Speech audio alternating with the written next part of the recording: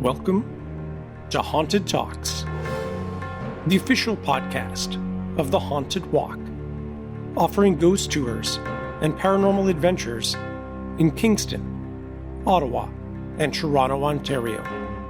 My name is Jim Dean. I am the creative director, and we really appreciate you joining us for this episode.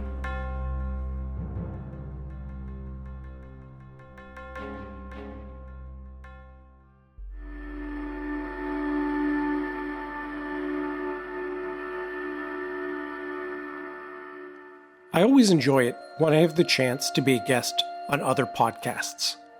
As you might imagine, most of these shows are related to the paranormal, history, or tourism. This October, I had my first opportunity to do a guest spot on an engineering podcast. The show, called Engineering Legends, is produced by Brown and Caldwell, the largest engineering consulting firm solely focused on the U.S. environmental sector. In each episode, hosts Tiffany Long and Kelly Rogers share human interest stories related to the water, wastewater, and the environmental industry. Each year around Halloween, they do a special episode about haunted infrastructure. I was able to share with them the story of Toronto's Cabbagetown monster, which lurks in forgotten tunnels that run beneath the city. It is a spooky and fun tale that I've never shared before on a Haunted Talks episode. The second guest on the show was Nicole Jones, who owns a haunted and potentially cursed former dam site in Tennessee. She had some wild stories, including the ghost of a young girl who has spiky teeth and an entity that would take on Nicole's appearance and regularly interact with her staff. A ghostly doppelganger, if you will. Tiffany, Kelly, and all our friends at Brown and Caldwell were kind enough to allow us to share the entire episode with you. If you enjoy it, I would highly recommend following their show, Engineering Legends. But before we get to that, I think we can officially say we have survived the Halloween season. It is the most important time of year for our business, and I would like to thank you once again for your support during that time. Whether you joined us in person on a tour in Kingston, Ottawa, or Toronto, or grabbed a spot around one of our virtual campfires, or just listen to our Haunted Talks podcast episodes, we appreciate your support. It means a great deal to us, so thank you once again. Our ghost tours do continue throughout the month of November in Kingston, Ottawa, and Toronto. So if you missed coming out to see us during spooky season, we have you covered all this month with a variety of experiences for you to enjoy. Information on all our ghost tours, as well as our virtual events, can be found on our website, which is hauntedwalk.com. I can also share a little secret project I have been working on. I thought it would be fun to make Haunted Walk style holiday cards. Haunted holiday cards, if you will. They range from having cute ghosts on them to enormous, terrifying Frosty the Snowman-like creatures chasing children down the street. Now there's only going to be a limited edition of these, which I've designed myself, and we are going to give first crack at them to our newsletter subscribers. So if you haven't signed up to our newsletter, you can do that at hauntedwalk.com/newsletter. I think they're going to be a big hit. I'm looking forward to sending them out to friends and family. So if you have anyone in your life who would appreciate getting a particularly creepy holiday card, well, we just might have the thing for you. And our announcement about those cards is going to be happening very soon. So be sure to sign up for the newsletter. We would love to connect with you on Facebook, Instagram, TikTok, and Twitter, all at Haunted Walk. And reading your 5-star reviews for us wherever you listen means a great deal and is a great way to encourage us to keep putting out new and interesting episodes. With that, I will turn things over to our hosts from Brown and Caldwell, Tiffany Long and Kelly Rogers.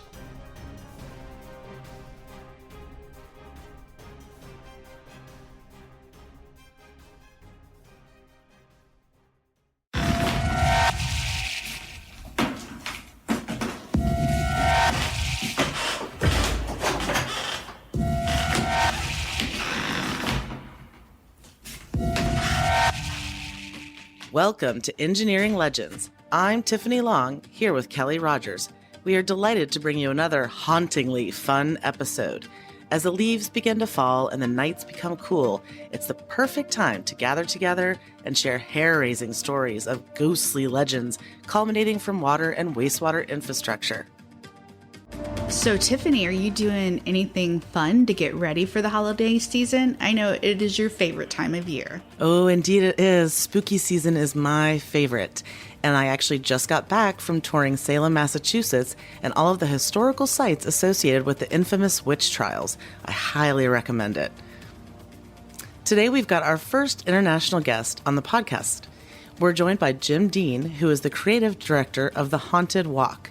They have hosted over 1 million guests on ghost tours and paranormal adventures in Ontario, Canada.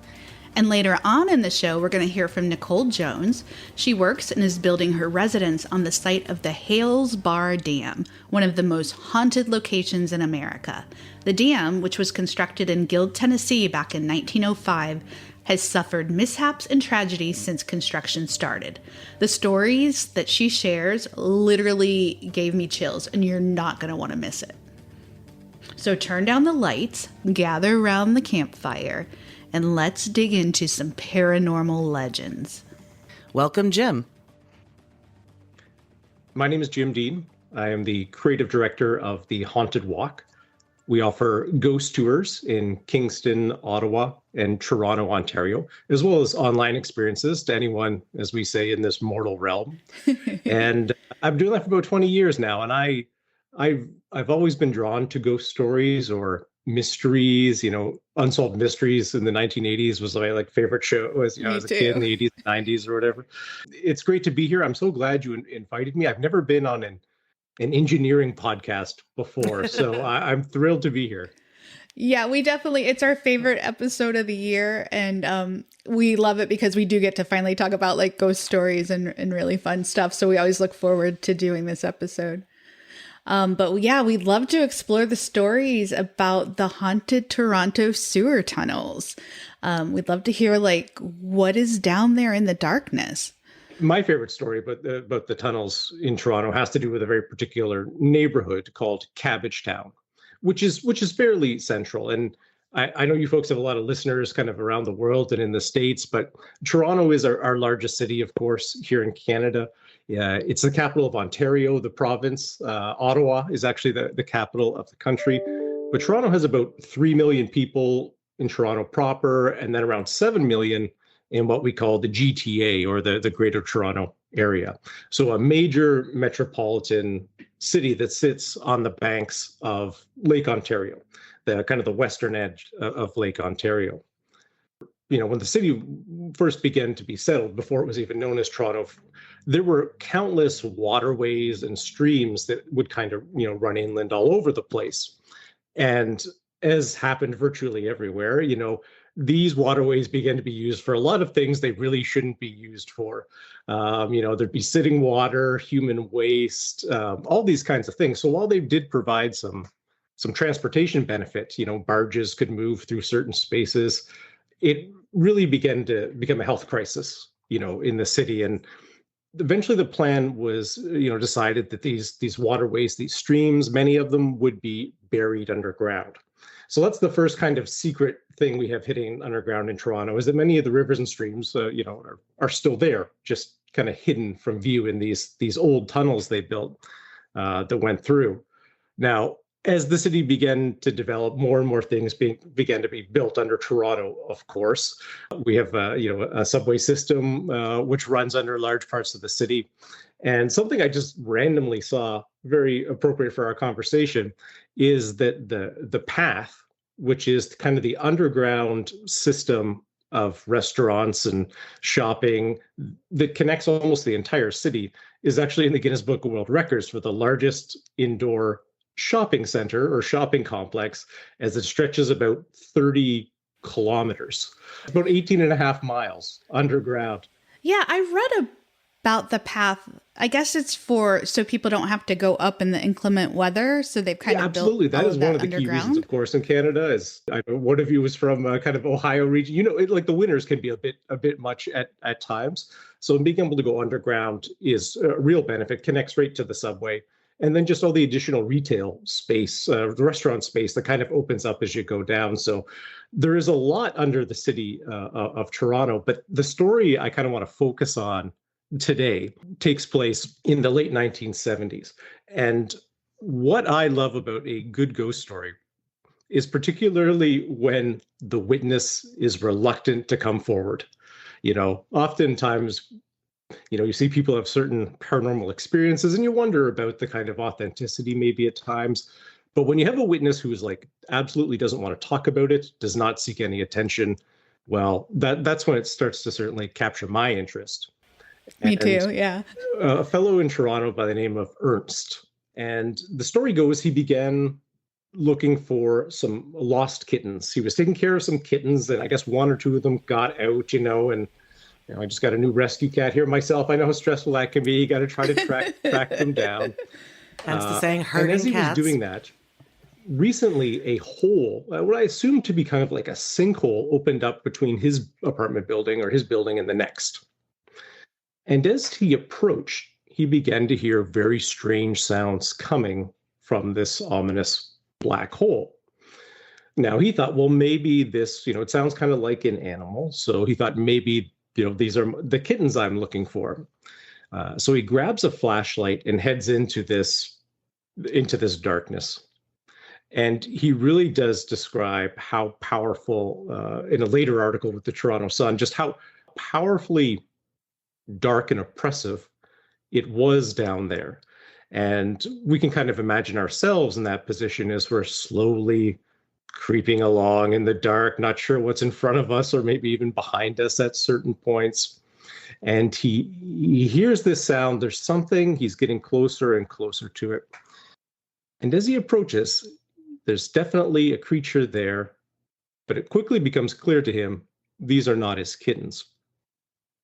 He describes a creature with glowing red eyes and describes him, I think the best comparable, if you're Lord of the Rings fans at all, is kind of like Gollum from Lord of the Rings, like a short little creature that hissed at him, to get out.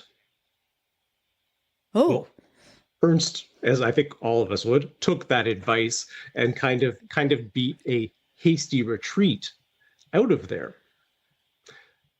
So he left the kittens. Yeah. Oh no! You know what? The part this is a great question. I always wonder that as well. But as far as I know, I haven't heard an update on the kittens. So that would be, if any of the listeners haven't heard what happens to the kittens, that'd be a great update. But so he gets out of there and he immediately tells his wife and a few of his close friends about the experience, who all describe him as a very upstanding, person, not prone to exaggeration. And, the story kind of for him, dies down. Well, about a year later, the reporter has somehow heard about this story and interviews him. And Ernst tells the fellow right away, I wish you hadn't come. I don't want to talk about this story. And this leads to an article being published called Tunnel Monster of Cabbagetown, which gives us the story of the Cabbagetown monster. Now, there's a lot of, in the article, there's a lot of conjecture about, what it might be. Well, it definitely wasn't the kittens. That we can rule out. A lot of people, of course, thought it could be an animal, a different kind of animal, a raccoon. We have lots of, Toronto is known for having raccoons, so maybe a raccoon. Someone suggested a pet monkey, which kind of maybe might fit the description that Ernst gave. But raccoons do not have red eyes, nor do monkeys. Well, that is a very good point. That is a good point. You've probably heard creepy stories from across Canada. What is the creepiest, scariest ghost story you have heard in all of your time of doing this? Something that gave you chills and just kind of stuck with you? Yeah, well, that's true. We get to hear a lot of them. Of course, we share a lot of the ghost stories on our tours. But I would say the creepiest thing that I've heard, and particularly that's happened directly connected to us, was we give tours at Black Creek Pioneer Village in Toronto, which is kind of your classic pioneer village with all the old homes. And we get a lot of activity there. Our customers experience a lot of activity. And it's a very old site and contains original buildings as well as older buildings from kind of around the city that have been brought to this one location. Very strange energy there. But one night, we were giving tours and we had a couple arrive late. Always happens, yeah. Always. So two of our tour guides who were kind of waiting for their next tour to begin offered to walk them to the group.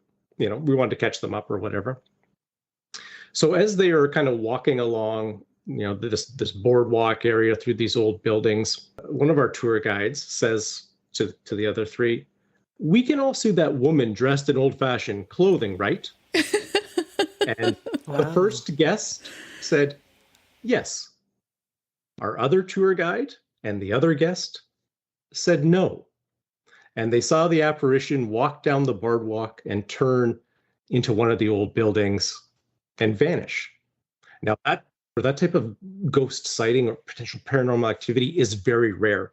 Seeing an apparition is by far the least common one. But in this case, where we have two eyewitnesses who are in no way connected to each other, and we have one of our folks and one of the guests saying one thing and then the other two saying the other, well, that's where things get really interesting for me, and harder to explain. I always try to explain things, when I think about them. Some ghost stories are great just because they're scary, and some ghost stories are great because they're really difficult to explain, or the factors around them, kind of like Ernst, where he didn't want to come forward. He didn't want to talk about it. I think that adds a little extra credibility, which of course makes the stories a little more exciting. And, as I'm evilly rubbing my hands together here, a little more of what exactly I like. That is really creepy. That it makes you wonder why some folks can see and maybe some folks can't. Yeah, an apparition like that. It's a great question, and one of the reasons I think been in this line of work so long is the questions really are never ending, and you suspect almost unanswerable, but still it's extremely fascinating. And on some of our experiences, we really get into this topic, are like, what are ghosts? And what classifies as paranormal activity? And we think about are places haunted, are objects haunted, are people haunted, potentially all three. And even more recently, one of the issues we've been discussing is the idea, of course, that ghosts aren't something external of ourselves, but something internally we're manifesting, whether that be through a desire to have an encounter or have something unique happen, or environmental conditions, like, a spot that is particularly electromagnetic, or, all of a sudden you experience a sudden temperature change, or just, things going on in your life. Not that you're intentionally trying to create these things, but I really like creating that space where, ghosts are not Casper floating down the hall. It's much, much more nuanced than that. There's so many different kinds of stories. But one thing I think that's completely undeniable is that there are many witnesses with good faith, honesty, and integrity who report some stories that are extremely difficult to explain using a basic scientific paradigm. So that's where things get really fascinating to me. As I said, I've been doing this about 20 years. If you ask me what a ghost is now, I still can't tell you. But I think, it's a combination of probably some historical context and the idea that energy may persist in certain places, particularly if very dramatic events occur. It's partially ourselves and how we're feeling. As you say, some of us may be naturally more receptive or open in some way, or our brains just work that way. And whatever the answer is, it's really fascinating. Or maybe reincarnation. Like, I've heard a lot of stories associated with like reincarnation and connection to the past. And so. Oh yeah, and like some of those, you hear those kind of almost the stories that make you want to cry when you hear about someone's loved one passing on, and all of a sudden a very specific event happens that they tie to that person. Whether it be a particular type of bird suddenly shows up. When my grandmother passed away, my sister was very close with her, and she had a radio of my grandmother's. And the day it happened, that radio was off. and all of a sudden turned on at full volume. And it's never happened since. So could be coincidence, could be, there was a power surge and all those kinds of things. But when you hear people tell those stories, there is no doubt they believe those experiences happen to them. And that's what I think is kind of most important. That's a good way to look at it. Well, in all the years of you hosting these tours, have you ever had any personal experiences with the paranormal? I've had a couple. The one I'll share today is here in Ottawa. We do a tour of kind of the oldest building in the city, which is now the Bytown Museum.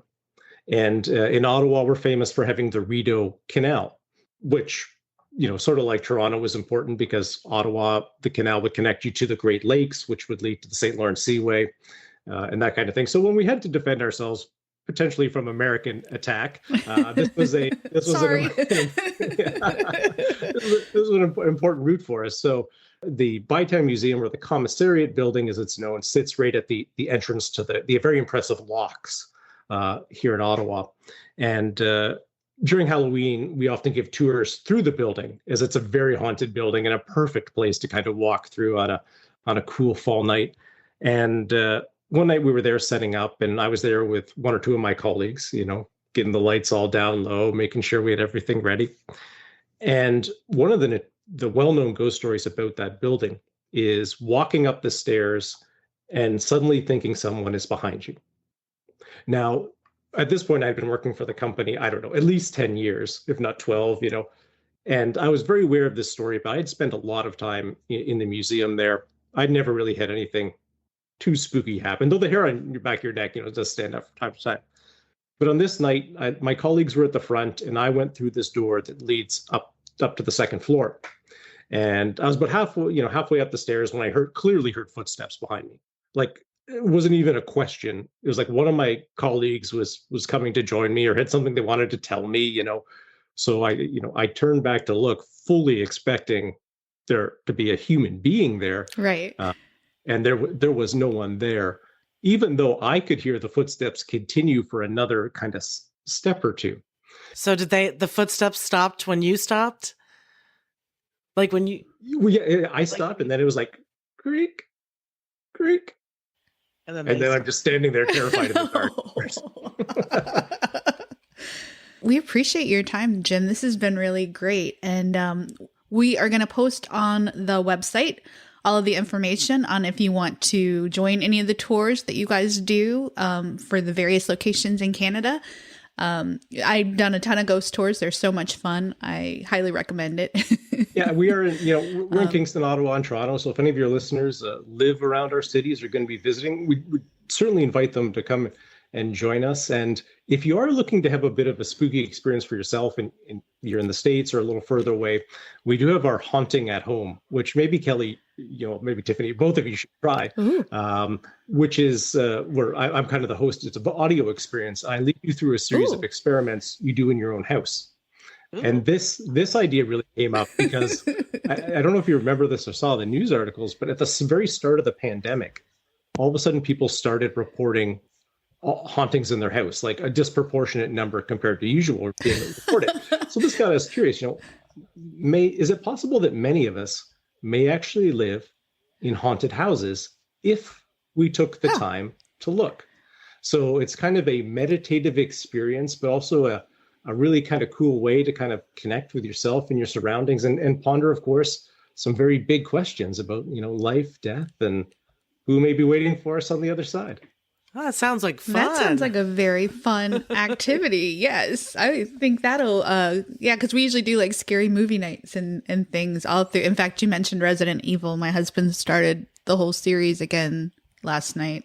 So we're rewatching them all. But no, that sounds like something fun to do. That sounds fantastic.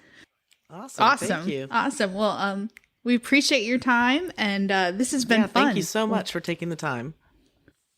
So now let's turn our attention to Nicole Jones as she shares some seriously spooky tales of happenings at the Hales Bar Dam. Not only do visitors to the site see ghostly apparitions, but these spirits are also known to leave their mark on visitors. Nicole, can you just tell us a little bit about yourself and how you're connected to the Hales Dam site? Yes, ma'am. I am the owner of the Hales Bar Marina and Resort, and fortunately, that amazing building came with the property, and we've had it about 3 years this April. And I'm just a mom of 3 girls, wife, and entrepreneur. Great. Well, thank you for being here with us today. So, can you tell us a little bit of background about the Hales Dam site? I know it's got like a long history and a lot of like tragedy in the past. So, can you just give us a little bit of that background? Sure. So before anything began construction-wise for the dam, it was the Cherokees' territory, and they considered that piece of land very sacred. There were big whirlpools in the Tennessee River that they thought that had connection to the ancestor world. When the settlers came and basically took it from them, they had a big battle and they burned women and children alive. And the Oh my chief, goodness. yeah, it's terrible. The chief of the tribe, Chief Dragon Canoe, put a curse on the land, and he said it would be dark and bloody and never profitable. And so I think that's part of the reason why we're number 4 most haunted in the nation. But that was the beginning of it. And then they started construction in 1905. And they didn't remove any bodies that were buried there. They just kind of built over everything. And it took 8 years to get open. So during that time, we have men buried in the concrete. There was, of course, just workplace deaths. They didn't have a lot of, the good equipment and the security and stuff that we have now from being, up high and building. So people fell to their death. Once it opened in 1913, there were electrocutions, boiler explosions, a few murders inside. So all kinds of fun activities going on there. So it was pretty much cursed from the beginning. Yes, and it did fail from day one. So that's why they did shut it down in the 60s. It never functioned properly. So I don't know if that has something to do with the Indian curse or what, but kind of a coincidence. So what is the status of it now? So I guess the dam is it no longer there?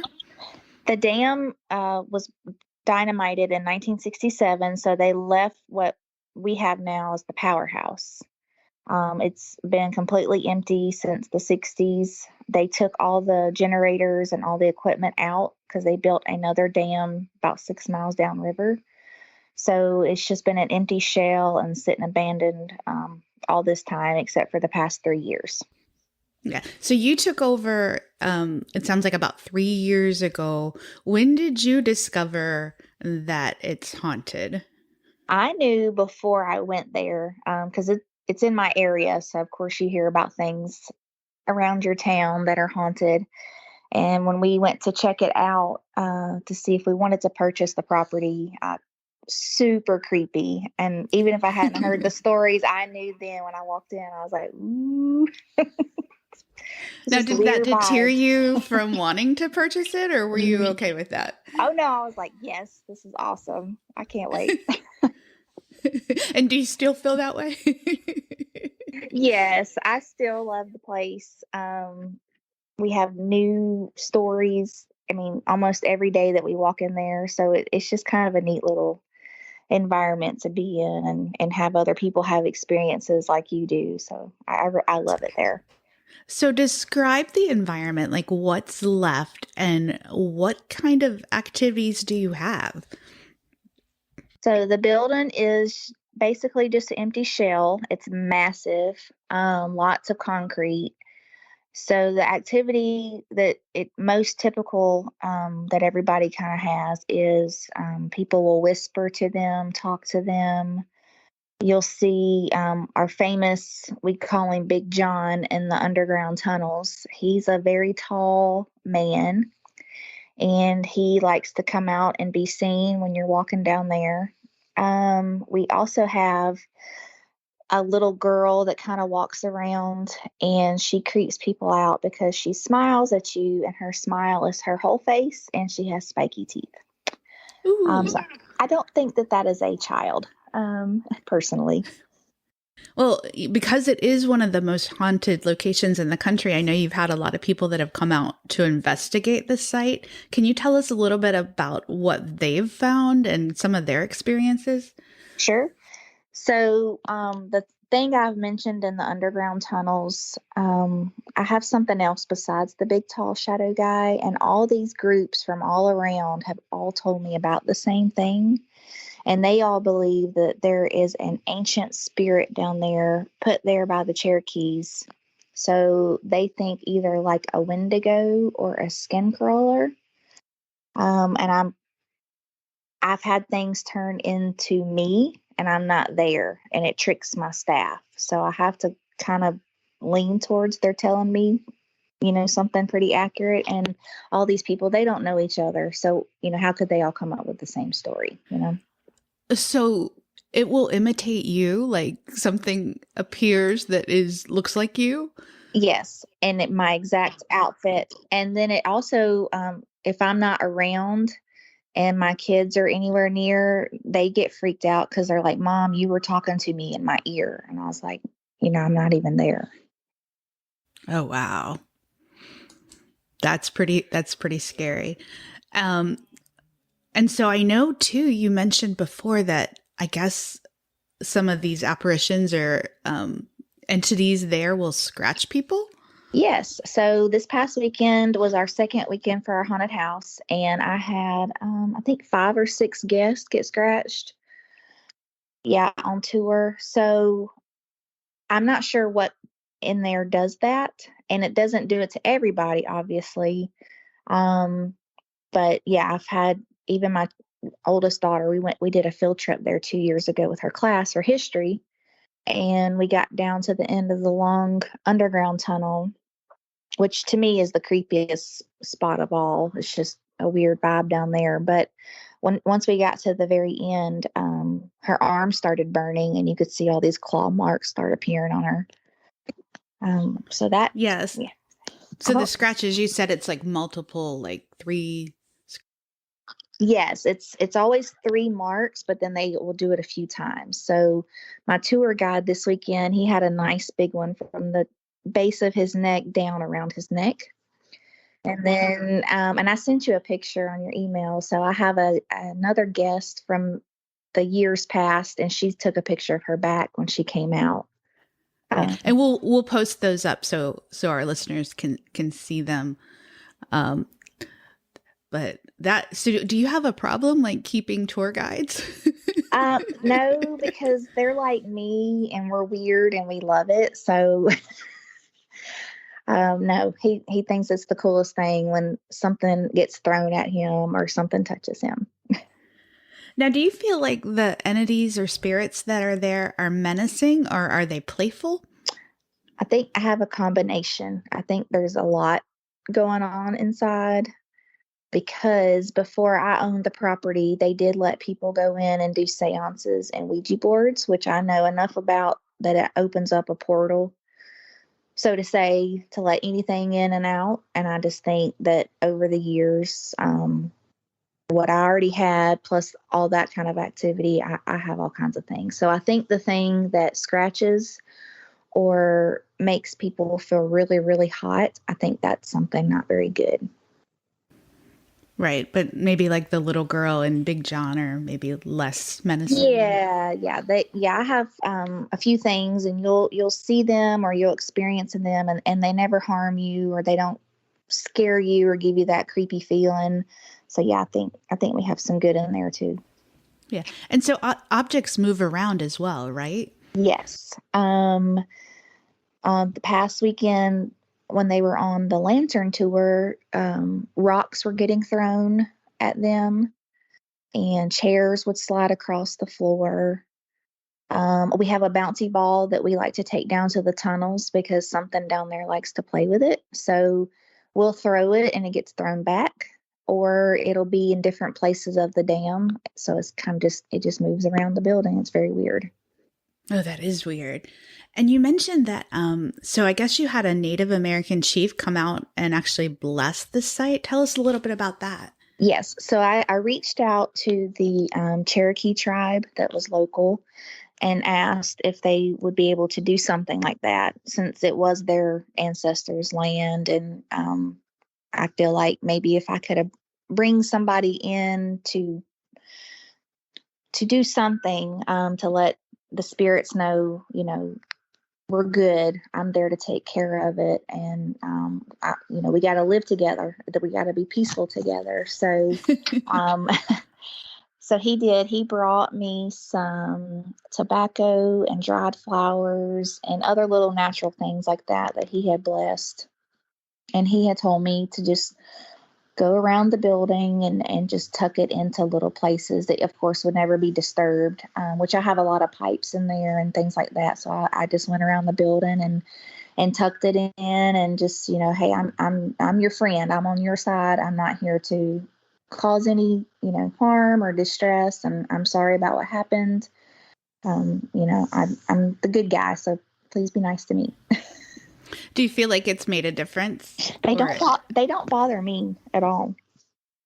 I feel like it's a lot more peaceful than the first day when we went to visit to see if we wanted to purchase the property. You could just feel like doom and gloom and tightness in your chest.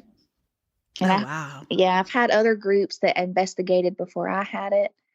And when they come back, they're like, man, this place feels so much lighter and like a brighter. Different energy. Mm-hmm. Yeah. Now, what's the scaredest that you personally have been on the property? Oh boy. Probably walking down the tunnels. It's hard to describe, but when somebody's just looming over you and they are putting off of a bad vibe, and you just know that it's not a good thing. And you're in the complete total dark. There's no electricity down there. So, and they like to turn off your flashlights and drain your batteries, so that you remain in the dark. That freaks me out the most. Yeah, that would totally freak me out being down there in the dark like Especially that. when your flashlight is fully charged and it starts flickering and then it goes out. And you're like, no. So we all take 3 lights, no lie. Every time we go, just we have backup. Oh my goodness. And so you guys now, I guess the site is a marina and you guys do like ghost tours and different types of tours on the property? Yeah. So the first thing I did was we opened a haunted house, and we're on our 4th season. So part of the buildings on site and the underground tunnels are the haunted house. And then we do a lantern tour, which is the remainder of the building. And that's a ghost tour. We don't put any props. We don't scare you. What happens is what's really happening in the building. And it sounds like it's pretty active during your tours from what you said. Even during the day, because I also opened a distillery inside just to utilize the building and keep it alive all year. So even when I'm doing daytime historical tours, they see things, hear things, have encounters. Yeah, and your own kids have had encounters as well, correct? They have. They've all had something. They've all had a man talk to them and freak them out pretty good. They've heard me talking to them, and they know I'm not right there. I'm, another part of the property. They usually can sense. I've always had that ability since I was a kid. Could sense things or see things or feel things that other people couldn't. So they can as well. So they usually don't go inside. Unless they're with me and they're just going to the main floor. They won't go upstairs. They won't go in the tunnels. And I don't blame them. It is a weird place. Now, what are some, I know you've had like paranormal investigators come out and do different videos and investigations. Mm-hmm. What are some of the things that have happened during those? They have, of course, seen figures. They've had things move. I've had one team, they've spent now a total of 100 hours inside over all their investigations. And they said that the more times that they have spent in there, the wilder it gets. Like they've seen things climbing up the walls. Like what kind of things? They they didn't know. They just said it looked like little, almost kind of like little demons, like just skittering up the wall. Yeah. So it's just all kinds of activities and different things for different people, but they all experience whatever that is in the tunnels, the dark thing. And then a lot of times you can hear kids laughing inside. And that one kind of freaks me out. I usually leave when I hear that going on. I'm like, oh, I'm done for the day. Yeah, that would be a little scary. Now, didn't you? I think you told me a story about like, didn't the kids use the tunnel as a way to get to school, like Yes. back in the olden days? Can you tell us about that? Yeah. So under the dam, when it was a functioning dam, was a 2-foot wide concrete tunnel. And if you lived on the other side of the river as a child, the school was right there in front of the powerhouse. So you would have to go through the 2-foot wide tunnel under the river to come to school and go back home every day. And of course, the dam always had issues with the leaking, and the tunnels did as well. So they did fill it with water one time, and 2 children that I know of, according to news and stuff, did drown and die in there. So even more instances of things happening. Now, it sounds like, though, even with all of this happening, that you are invested in the site and that you're not going anywhere. No, I've built my home on the site. It's home, and I'm there till my days are done. And does anything happen at your home? I hope not. I haven't moved in yet. I'm actually working on that this week. Oh, congratulations. Thank you. But when we were digging and, getting the foundation and stuff ready, because there's an old home site back there, an old chimney, an old piece of a house. And I kept thinking, oh, please don't let me uncover anything in this dirt. And I haven't found anything, so I think I'll be good. Oh, good. So you guys do ghost tours, you have a haunted house. So I know Tiff and I both really want to come there sometime. You should. You have a blast. Now, you guys are located, what town is that in Tennessee? It's called Guild, Tennessee, but it's 20 minutes from downtown Chattanooga. Have you had people that have come out to visit and said never again? Oh, yeah.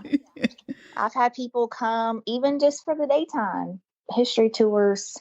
They've walked in, they started feeling unwell and just said, I'm sorry, I can't do this. And then they leave. Because some people, they get that queasy feeling or that nausea feeling or the heaviness in the chest when they come in and they just can't handle it. Yeah, I think some people are more connected to like supernatural and paranormal things than others, for sure. Agree. I'm surprised they haven't made a movie about this location yet. It'd be cool if they did. It's a really neat place. Nicole, thank you for sharing your stories. Nicole sent over some really cool photos that I encourage you to check out, as well as several links with information on visiting their haunted house or doing a ghost tour. From my location here in North Carolina, the Hales Bar Dam in Tennessee is just a beautiful drive through the Smoky Mountains. So I'm definitely making a plan on driving over there to check it out sometime soon. I'd like to do the same. We know that many of our listeners have their own engineering legend stories. We'd love to hear from you. Please send us your feedback, stories, and ideas for future episodes. You can reach us at info@brwncald.com. This podcast was brought to you by Brown and Caldwell. It's our purpose and our passion to safeguard water, maintain infrastructure, and restore habitats to keep our communities thriving. Until next time.